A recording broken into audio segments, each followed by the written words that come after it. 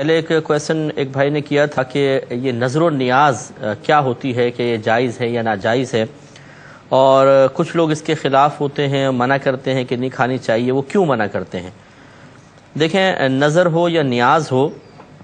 نظر نیاز کا مطلب ہوتا ہے یوں مطلب جو ہمارے عرفی طور پہ اس کا مفہوم ہے، جو معاشرے میں رائج ہے، کہ کسی بزرگ کے ایصال ثواب کی غرض سے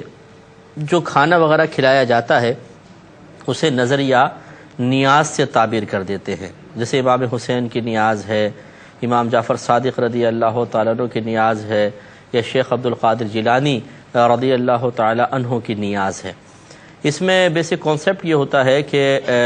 کھانا اللہ تبارک و تعالیٰ کے لیے کھلایا جاتا ہے، پکایا جاتا ہے، اس میں کسی بزرگ کی رضا کے حصول کا ارادہ نہیں ہوتا، کسی بزرگ کی بارگاہ میں قرب کا ارادہ نہیں ہوتا ہے، صرف اللہ کے لیے اور اللہ تعالیٰ کی رضا کے لیے وہ کھانا پکایا جاتا ہے، کھلایا بھی اللہ تعالیٰ کے لیے جاتا ہے۔ قصد و ارادہ یہ ہوتا ہے کہ اس کا ثواب فلاں بزرگ تک پہنچ جائے، اور اس کے لیے پھر مختلف چیزیں پکائی جاتی ہیں۔ بعض اوقات ایسا بھی ہوتا ہے کہ سامنے رکھ کر اس کو رکھتے ہیں، پھر قرآن پاک وغیرہ پڑھتے ہیں اور پھر وہ کھانا کھلا دیا جاتا ہے۔ تو دیکھیں، ایصالت یہ ہمارے نزدیک اگر بالکل شرعی لحاظ سے تمام قیودات کا لحاظ کیا جائے تو یہ بالکل جائز ہے۔ نمبر ایک، کھانا اللہ کے لیے کھلانا، اس کی ترغیب تو خود نبی کریم صلی اللہ علیہ وسلم نے دی ہے۔ نمبر دو، ایصال ثواب، خود رحمت کونین صلی اللہ علیہ وسلم نے صحابہ کرام کو یہ تصور دیا کہ اگر تمہارے والدین میں سے کوئی فوت ہو جائے، جیسے کسی نے پوچھا کہ اگر میں ان کی طرف سے حج کروں تو کیا ہو جائے گا؟ سرکار نے فرمایا بالکل ہو جائے گا۔ ایسی نفلی صدقے کے بارے میں پوچھا کہ ان کی طرف سے کر سکتے ہیں، فرمایا ہو جائے گا۔ اس طرح حضرت سعد رضی اللہ تعالیٰ عنہ نے والدہ کے لیے ایصال ثواب کا پوچھا تو سرکار نے پانی فرمایا، اور انہوں نے روڈ کے کنارے ایک کنواں کھدوا دیا جس پہ باقاعدہ ایک تختی لگائی گئی، لی امی سعدن، سعد کی ماں کے لیے، اور قصد و ارادہ یہ تھا کہ لوگ پانی پئیں گے، اس کا ثواب ہماری والدہ تک پہنچ جائے گا۔ تو ایصال ثواب بھی ثابت ہے، اس میں بھی کوئی حرج نہیں ہے۔ تیسری اس میں چیز ہے سامنے رکھ کر قرآن پاک وغیرہ پڑھنا، یہ بھی کوئی فرض یا واجب نہیں ہے، جیسے کہ نظر و نیاز بھی کوئی فرض یا واجب نہیں ہے، کریں تو اچھا ہے، نہیں کریں تو کوئی گناہ نہیں ہے۔ اب سامنے رکھنا کیا یہ صحیح ہے یا نہیں ہے؟ تو اس کے پیچھے جو ایک سوچ ہے وہ یہ ہے کہ نبی کریم صلی اللہ علیہ وسلم نے کھانا بڑھانے کے تقریباً جتنے بھی معجزات ظاہر فرمائے اللہ کی عطا، اللہ کے حکم سے، اس میں طریقہ کار یہی رکھا کہ کھانا سامنے رکھا، اور پھر صحابہ کہتے ہیں کہ جو اللہ نے چاہا نبی کریم صلی اللہ علیہ وسلم نے پڑھا اور پھر فرمایا کھاؤ، تو اس کھانے میں برکت ہو گئی۔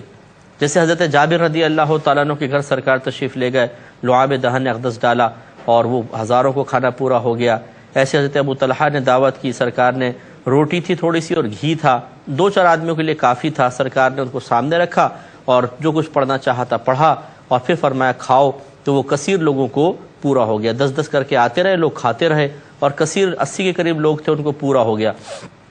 تو خلاصہ کلام یہ ہے کہ اگر کوئی اس سنت کی ادائیگی کے قصد و ارادے سے کھانا پکا کے اپنے سامنے رکھ کر کچھ قرآن وغیرہ تلاوت کر لیتا ہے، اور قصد و ارادہ یہ ہے کہ اس پہ کھانے میں برکت پیدا ہو جائے، تو یہ عمل بھی نبی کریم صلی اللہ علیہ وسلم سے ثابت ہے، کوئی منع نہیں ہے۔ چوتھی ایک آخری جو قابل توجہ بات بھی ہے، اور جس پہ بعض اوقات اختلاف ہو جاتا ہے، کہ بعض حضرات یہ کہتے ہیں کہ جیسے کوئی یہ کہے کہ جی یہ شیخ عبد القادر جیلانی رضی اللہ تعالی عنہ کی نیاز ہے، تو اس کھانے پر غیر اللہ کا نام لے دیا گیا، اور جس پر غیر اللہ کے نام کو لے لیا جائے وہ چیز حرام ہو جاتی ہے، کیونکہ اللہ تعالیٰ نے حرام چیزوں کی تفصیل بیان کرتے ہوئے قرآن عظیم میں ایک جگہ فرمایا وما اہل بہ لغیر اللہ، یعنی اور وہ بھی منع ہے کہ جس پر اللہ کے غیر کا نام پکارا گیا ہو، تو لہٰذا کہتے ہیں چونکہ اس پر بھی اللہ کے غیر کا نام لے دیا گیا، لہٰذا یہ کھانا بھی حرام ہے۔ لیکن یہاں پہ ہم دائرہ ادب میں رہ کر بغیر کسی کی نمائندگی کرتے ہوئے جو حق شرع ہے، یہ حق مسئلہ ہے، وہ آپ کی خدمت میں عرض کر دیتے ہیں کہ یہاں ہے ماں وما اہل بہ لغیر اللہ، اور وہ جو پکارا گیا ہو اس پر اللہ کے غیر کو، تو یہاں ماں سے مراد کیا ہے؟ یاد رکھیں، جتنے بھی مفسرین کی تفسیریں اٹھا کے پڑھ لیں، آپ کو 99% مفسرین یہی کہیں گے یہاں ماں سے مراد جانور ہے، کیونکہ اللہ تبارک و تعالیٰ نے یہ آیت کفار کے رد میں نازل فرمائی تھی، اور کفار کا طریقہ یہ تھا کہ یہ بتوں کے نام پر جانور ذبح کرتے تھے، اور ان جانوروں کو لٹا کے پھر یوں کہتے تھے لات کے نام پر عزا کے نام پر، منات کے نام پر اور ذبح کر دیتے تھے۔ تو گویا کہ بوقت ذبح وہ اس ذبیحہ پر غیر اللہ کا نام پکارتے تھے، نہ کہ بسم اللہ اللہ اکبر۔ تو اس وجہ سے ان کا اللہ تعالیٰ نے رد فرمایا کہ یہ جانور کھانا بھی حلال نہیں ہوگا جس پر بوقت ذبح اللہ کے غیر کے نام کو پکارا گیا۔ لیکن اگر کوئی یہ کہتا ہے کہ نہیں ہم ماں سے مراد خاص ذبیحہ نہیں لیتے، بلکہ ہر چیز ماں سے مراد جو ہوتا ہے، تو جو میں تمام دنیا کی چیزیں آ جائیں گی کہ جس چیز پر اللہ کے غیر کے نام کو پکارا جائے وہ منع ہوگا۔ لہٰذا نیاز پر بھی غیر اللہ کا نام پکارا گیا، جسے کہا گیا منسوب کر دی گئی کہ فلاں کی نیاز فلاں کی، تو یہ بھی حرام ہوگی۔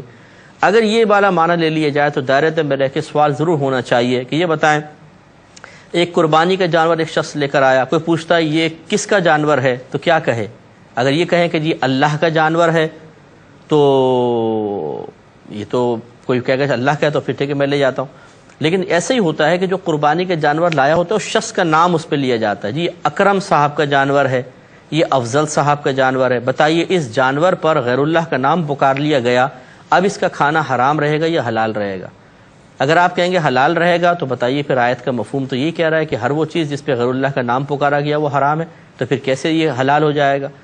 تو قربانی کے جانور کو کسی شخص کی طرف منسوب کر دیا جائے وہ حلال رہے، کھانے کو اللہ کے لیے بنا کر صرف ایصال ثواب ظاہر کرنے کے لیے کہ کس کے نام کیا گیا ہے اس کو غیر اللہ کی طرف منسوب کر دیا جائے تو حرام ہو جائے، یہ کیوں؟ وجہ فرق بتائیے۔ اور خصوصاً جب آپ دیکھیں حضرت سعد رضی اللہ تعالی عنہ نے جب کنویں کے اوپر نیم پلیٹ لگوا دی ایک طرح سے لِأُمِّ سعد، سعد کی ماں کے لیے، تو وہ بھی تو اس ایصال ثواب کو منسوب کر رہے ہیں اپنی والدہ کی طرف۔ تو اس کنویں پر حضرت سعد رضی اللہ تعالی عنہ کا اپنی والدہ کا یا اپنا نام لکھوا دینا، بتائیے یہ بھی تو غیر اللہ کا نام اس کی طرف منسوب ہوا، یا اس کنویں کو غیر اللہ کی طرف منسوب کر دیا ایک طرح سے، تو اس کا پانی پینا حلال رہا یا حرام رہا؟ تو لہٰذا خلاصہ کلام یہ ہے کہ کوئی بڑا جھگڑا نہیں ہے۔ ہم جواب میں کا خلاصہ بھی یہ پھر بیان کر دیتے ہیں کہ نظر نیاز کرنا یہ مستحب عمل ہے، کریں گے ثواب ملے گا، نہیں کریں گے گناہ نہیں ہے۔ اور اس کا صحیح کانسیپٹ یہی ہونا چاہیے کہ اللہ کے لیے کھانا بنائیں اور صرف قصد و ارادہ یہ ہو کہ کسی اللہ کے نیک بندے کو ہم ثواب ایصال کر رہے ہیں تو پھر کوئی حرج نہیں ہے۔ کھانا سامنے رکھنا بھی کوئی فرض یا واجب نہیں ہے، آپ بس دل میں ارادہ کر لیں وہ نیاز بن جائے گی۔ سامنے رکھنا کوئی لازم ضروری نہیں ہے، لیکن کوئی رکھے سنت کی ادائیگی کی نیت سے اور قرآن بھی پڑھ لے تو کوئی حرج نہیں ہے۔ امید ہے کہ اس پہ تفسیر حاصل میں نے گفتگو کر لی ہے تو مسئلہ آپ سمجھ گئے ہوں گے۔